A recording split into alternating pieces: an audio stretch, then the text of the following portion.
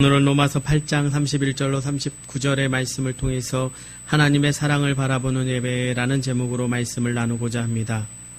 지금 우리는 어느 때보다 절박한 마음으로 하나님 앞에 서야 할 때입니다. 코람되어 하나님의 전능하신 전전 앞에 서 있어야 하는 것입니다. 그런데 단순히 하나님 앞에 서는 것만으로는 부족하게 느껴지는 것이 사실입니다.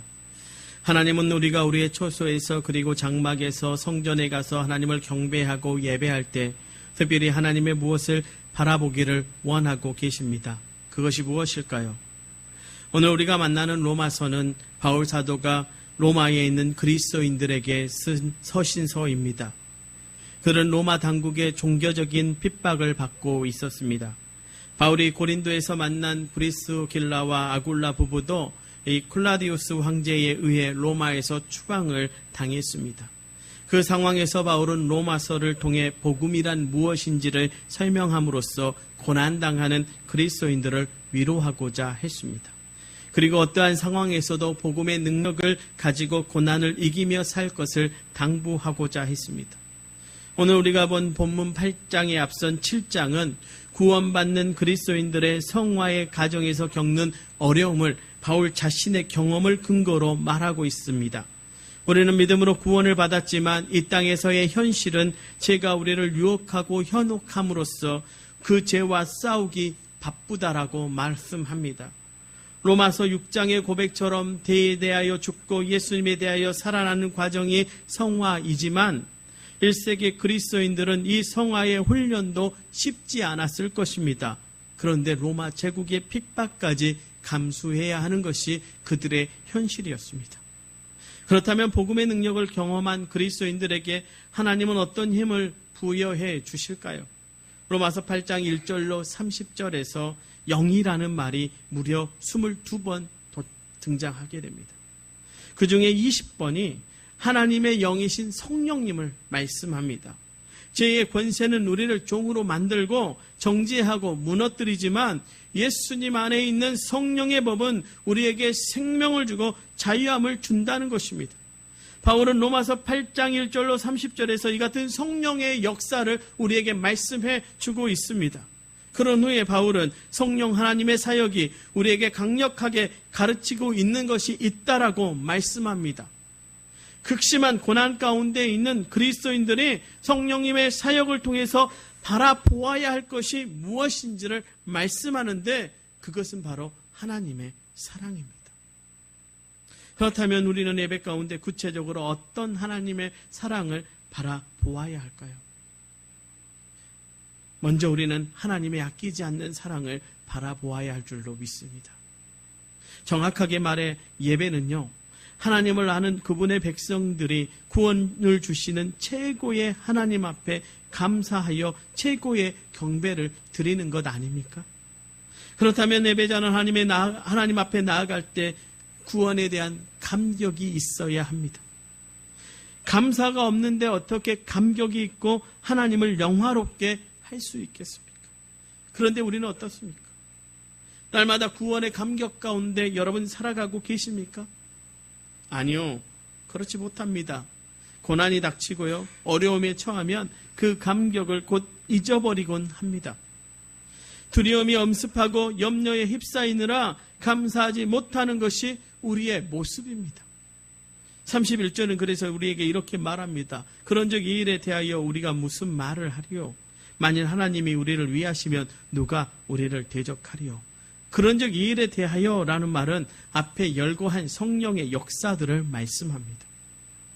성령의 역사를 경험하는 동시에 우리는 이 땅을 살아가면서 다양한 역경과 고난을 만나게 됩니다. 바울은 이 고난의 문제가 하나님을 위하시는 우리를 대적할 수 없다라고 말씀하고 있는 것입니다. 그러면서 바울은 그 이유에 대해서 이렇게 우리에게 말씀합니다. 32절에요. 자기 아들을 아끼지 아니하시고 우리 모든 사람을 위하여 내주시니가 어찌 그 아들과 함께 모든 것을 우리에게 주시지 아니하겠느냐. 하나님께서는 그분의 가장 강력하고 힘있는 사랑의 증거로 이미 그분의 가장 귀하고 소중한 아들 예수님을 나의 죄를 대신해서 십자가에 내어주셨습니다. 힘들어하면서 억지로 아들을 내어주신 것이 아닙니다. 아끼지 아니하시고 내어주셨습니다. 부모가 불순종하고 패역한 자식들을 구원하기 위해서 자기가 가장 사랑하는 자식을 내어주면서 여러분 어찌 고민이 없을 수 있겠습니까? 그렇지만 하나님은 아끼지 아니하시고 우리에게 내어주셨습니다. 이 말씀은 하나님이 그만큼 우리를 사랑하신다는 것을 말씀합니다. 우리는 하나님을 배역하고 떠났지만 그럼에도 불구하고 사랑하신다는 것을 말씀하고 있습니다. 지금 우리는 전 세계적으로 매우 위험적인 재앙 앞에 서 있습니다. 그 재앙으로 두려움이 몰려들고 어떤 이들은 죽음을 맞기도 합니다. 어떤 사람들은 경제적 위기에 내몰리기도 했습니다. 그러나 우리가 겪는 것보다 더한 공포와 두려움을 그 시대의 1세기 그리스도인들이 더 느꼈을 것입니다. 바울은 그런 그들에게 아들까지 내어주신 하나님께서 우리의 필요를 충족시키지 않겠느냐고 위로하고 있습니다. 하나님은 능히 우리에게 필요한 것을 채우시는 분임을 여러분 믿으셔야 할 줄로 믿습니다. 사단은 우리를 정죄함으로써 구원의 확신을 흔들어 버립니다. 그렇지 않습니까? 그런데 우리는 인정해야 합니다. 우리가 죄인이라는 사실을요. 구원받았으나 여전히 실수하고 죄를 저지르고 잘못을 합니다. 잘못을 했으면 그 대가를 치러야 합니다. 죄를 저질렀다면 그에 상응하는 벌을 받아야 합니다. 하나님이 우리를 사랑하신다고 해서 잘못에 대한 대가를 치르는 것까지 없애주시지는 않습니다. 죄에 대한 형벌을 감해주시지 않습니다.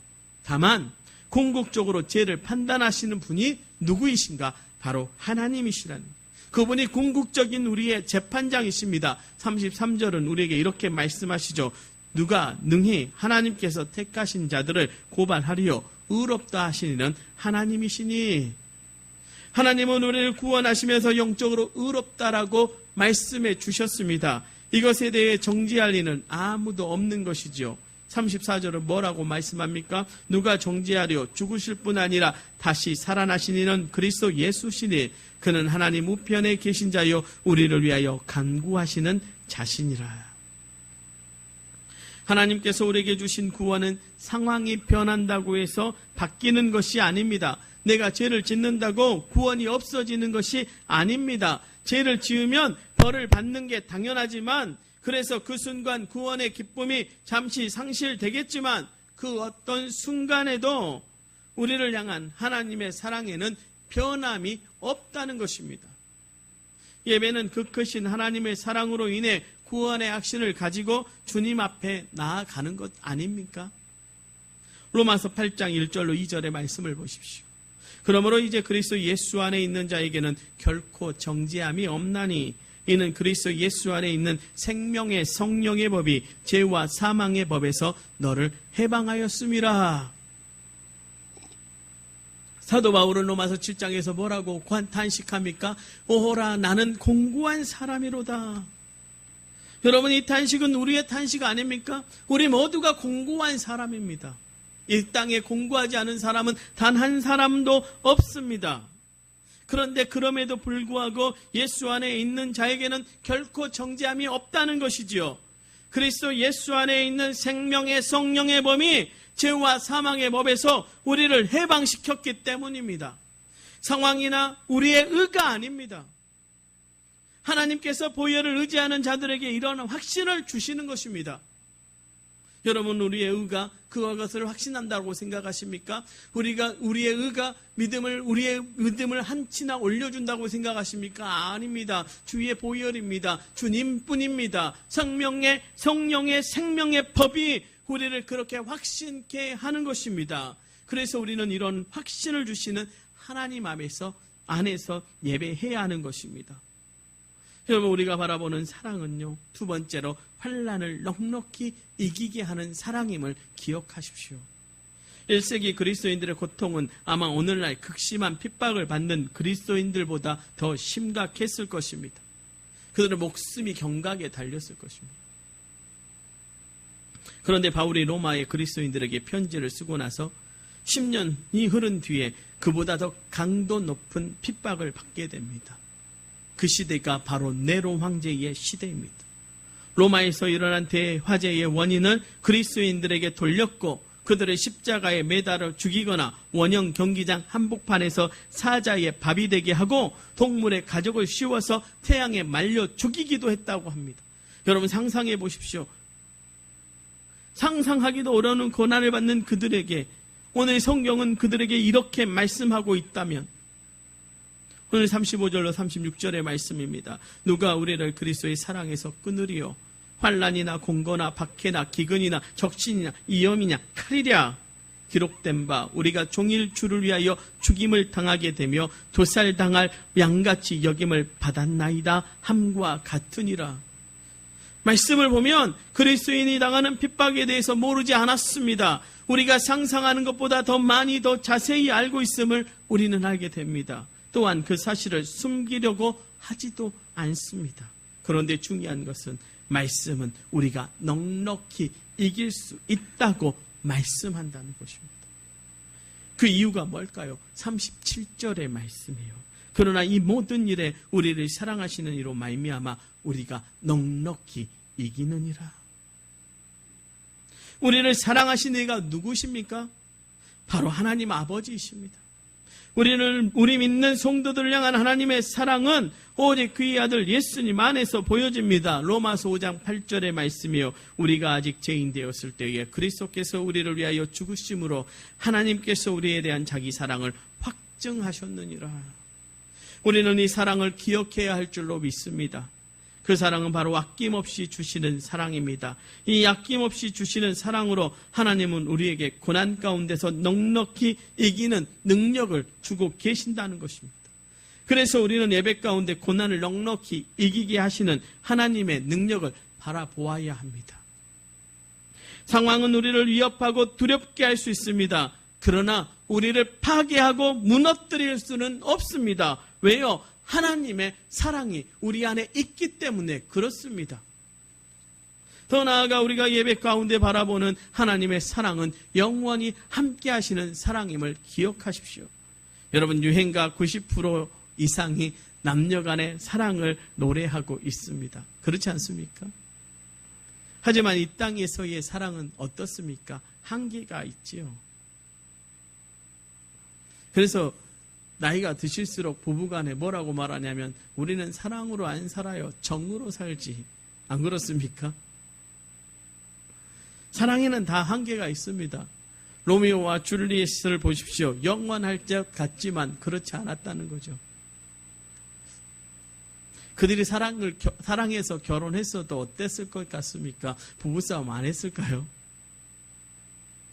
로미오가 영원히 줄리엣만 사랑했을까요? 그렇지 않았을 것입니다. 그런데 믿음 안에서 사랑은 좀 다릅니다. 신앙 안에서 사랑은 무엇인가? 어느 목사님이 이렇게 정의했더라고요. 사랑은 그 대상과 영원히 함께하고 싶은 것이다. 그렇습니다. 하나님의 사랑은 아낌없이 주는 대속성과 함께 영원성이 특징이라고 할 수 있습니다. 우리와 영원히 함께하고 싶은 사랑이라는 것이죠. 38절 39절입니다. 내가 확신하노니 사망이나 생명이나 천사들이나 권세자들이나 현재의 일이나 장래의 일이나 능력이나 높음이나 깊음이나 다른 어떤 피조물이라도 우리를 우리 주 그리스도 예수 안에 있는 하나님의 사랑에서 끊을 수 없으리라. 이 말씀은 우리를 향한 하나님의 강력하고도 영원한 사랑을 말씀하고 있는 것입니다. 하나님의 사랑은 죽음도 갈라놓을 수 없습니다. 어떤 영의 세계도 어떤 세상의 권세도 현재나 미래에 일어날 어떤 고난도 박해도 우리에게 우주에 존재하는 어떤 피조물도 어떤 사건도 우리를 하나님의 사랑에서 끊어놓을 수가 없다는 것입니다.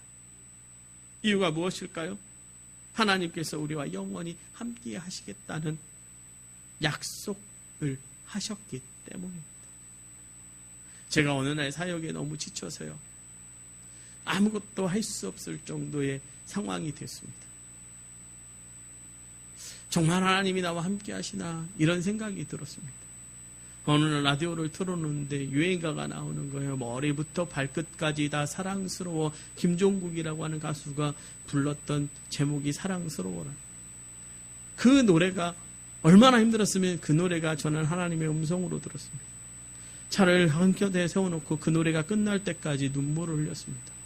아, 주님은 머리부터 발끝까지 나를 다 사랑한다라고 말씀하시는데 나는 정말 주님을 사랑하고 있는가 의문점이 들었습니다.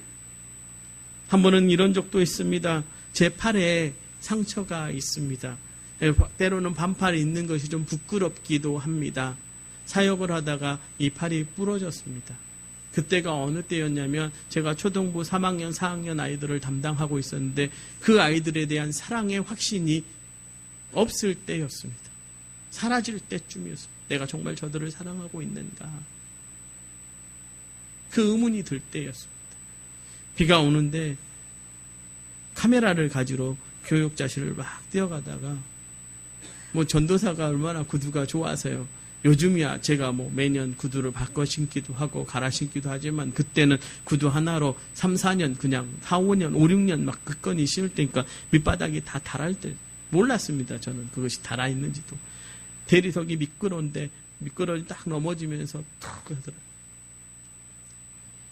팔 부러지는 뼈 소리가 들렸으니까요. 제기 아마 팔을 대지 않았으면 머리가 부딪혀서 좀 제가 이상해졌을 수도 있겠다라는 생각을 합니다. 그런데 놀라운 것은요. 그 순간에 제가 들었던 음성이 뭐였냐면 내가 너 사랑한다라고 하는 거였습니다. 내가 너를 사랑하는데 너는 너에게 맡겨진 영혼을 사랑하지 않니? 라고 하는 하나님의 질문이었다라고 하는 것이죠. 여러분 어쩌면요. 지금의 상황이 여러분을 향해서 하나님의 사랑을 확인하는 시간 아니겠습니까? 하나님의 사랑을 확인시켜주는 시간이 지금 여러분이 만나는 예배의 시간이고요. 어쩌면 코로나19의 이 상황이 하나님이 여러분을 사랑하고 있다라고 하는 확실한 증거를 어쩌면 보여주고 있는 시기이기도 하고요. 더 나아가서 반대로 하나님이 지금 여러분을 향해서 사랑을 확인하고 계시는 시간일 줄로 믿습니다.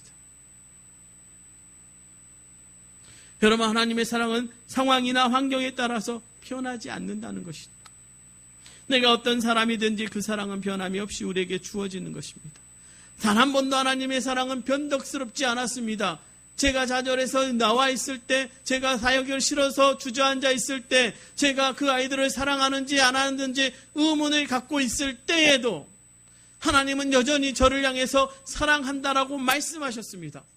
여러분 코로나19의 이 시기에도 하나님은 변함없이 여러분을 향해서 분명하게 말씀하십니다. 내가 너를 사랑하노라. 구원받는 하나님의 백성들의 심령에 하나님의 영신 성령님께서 존재하지 않습니까? 그리고 그 존재는 우리로 하여금 그 사랑을 깨닫게 하시지요. 더 놀라운 것은 아들이신 예수 그리스도의 거룩한 보혈이 여러분의 삶 가운데 흐름을 통해서 하나님이 영원히 변하지 않는 그 사랑을 보여주고 계신다는 사실입니다. 우리는 우리와 영원히 함께 하시겠다는 하나님의 백성임을 잊어서는 안 됩니다. 그런데 어째서 우리는 그것을 잊는 인생의 고난이 찾아올까요? 지금의 상황이 왜 일어나는 것일까요? 여러분 고난은요 때로 자신이나 타인의 죄의 결과일 수도 있습니다. 때로는 우리를 성숙시키고자 하는 하나님의 시험인 경우도 있습니다. 대표적인 경우가 욥의 고난이었죠. 때로는 사단의 유혹과 공격으로 인해 고난을 받을 때도 있습니다. 지금의 상황은 어떤 상황일까요? 단정할 수는 없습니다. 어떤 경우인지 속단할 수는 없습니다. 또한 저는 판단해서도 안 된다고 생각합니다. 그러나 분명히 말할 수 있는 것은 어떠한 경우에도 이 고난을 주관하시는 분이 하나님이시라는 사실입니다. 로마서 8장 15절로 18절은 우리에게 이렇게 말씀해 주십니다. 너희는 다시 무서워하는 종의 영을 받지 아니하고 양자의 영을 받았으므로 우리가 아빠 아버지라고 부르짖느니라. 성령이 친히 우리의 영과 더불어 우리가 하나님의 자녀인 것을 증언하시나니 자녀이면 또한 상속자 곧 하나님의 상속자요 그리스도와 함께한 상속자니 우리가 그와 함께 영광을 받기 위하여 고난도 함께 받아야 할 것이니라. 생각하건대 현재의 고난은 장차 우리에게 나타날 영광과 비교할 수 없도다. 여러분은 하나님의 자녀입니다. 엄청난 특권을 가진 것입니다. 우리가 하나님의 자녀라면 우리에게도 예수님이 받으실 상급과 영광이 있을 것입니다. 그리고 동시에 예수님의 고난에 동참해야 한다라고 말씀합니다. 예수님은 고난 받으실 이유가 없지 않습니까? 이 땅에 오셔서 고난을 받으셨습니다. 예수님의 고난은 우리에게 모범을 때로는 보이기 위한 것임을 잊지 마십시오. 예수님은 고난을 받으셨으나 십자가를 통해 고난을 이기고 부활하셨습니다. 우리 역시 고난이 있을 것입니다. 고난은 영광을 위한 고난입니다. 그러므로 고난이 닥쳤을 때 두려워하지 말아야 합니다. 지금 겪는 고난은 앞으로 받을 영광과 좋게 비교할 수 없는 것임을 기억하십시오. 여러분에게 주어진 구원의 능력이 얼마만큼 강력한가는 세상의 어떤 고난 가운데서도 우리를 하나님의 사랑에서 끊을 수 없다는 사실에서 증명됨을 기억하시기 부탁을 드립니다. 여러분의 인생에 기근이 찾아왔습니까? 견디기 힘든 고난 가운데 계십니까? 이 고난을 건드는 힘을 변하지 않는 하나님의 사랑을 바라보는 것입니다. 이 고난을 견디는 힘은 변하지 않는 하나님의 사랑을 바라보는 것입니다. 사랑하는 성도 여러분, 예배 가운데 우리가 바라보아야 할 것은 절대 변함이 없는 하나님의 사랑임을 잊지 마십시오. 우리는 이제 고난을 넉넉히 이기게 하시는 하나님의 사랑을 압니다. 영원히 우리와 함께 하시겠다는 하나님의 약속을 저와 여러분은 믿고 있습니다. 그렇다면 모두가 힘들고 지쳐 있을 때 힘을 내야 할 사람이 누구이겠습니까? 저는 감히 말씀을 드립니다. 누가 그리스도의 사랑에서 우리를 끊으리요? 누가 그리스도의 사랑에서 우리를 끊으리요? 라고 고백하는 바로 그리스도인들, 저와 여러분이 이때 일어나야 할 줄로 믿습니다. 지금입니다. 바로 이때입니다.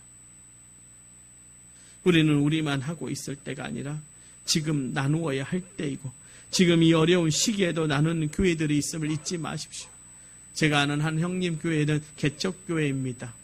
그런데 반찬 나누기를 매주 하더라고요. 보면서 어느 한편에서 부럽기도 하고 어느 한편에서 참 잘하고 있다라고 생각이 들었어요. 어느 개척교회는 조그마한 냉장고를 사서 그 냉장고에 냉수와 또 음료를 넣어놓고 지나가는 사람들이 가져갈 수 있도록 하고 있습니다. 큰 교회만 그러는 것이 아니라 작은 교회들의 나눔을 실천하고 있습니다. 제주도에서 일하고 사역하고 계시는 저의 동기 목사님 한 분은, 그분은 암이었습니다. 근데 그 암을 치료하고 지금 제주도에 가서 사역을 하고 있는데 날마다 빵을 구워서 나갑니다. 그리고 그 빵을 나누어 줍니다. 그리고 그분이 하고 있는 게 무엇인가, 그 제주도 해수욕장 큰 넓은 데를 매일 나가서 청소하는 일을 합니다. 왜요? 왜 그렇게 할까요? 왜 그렇게 자기의 것을 쪼개주는 교회들이 있습니까? 하나님의 사랑 때문에요.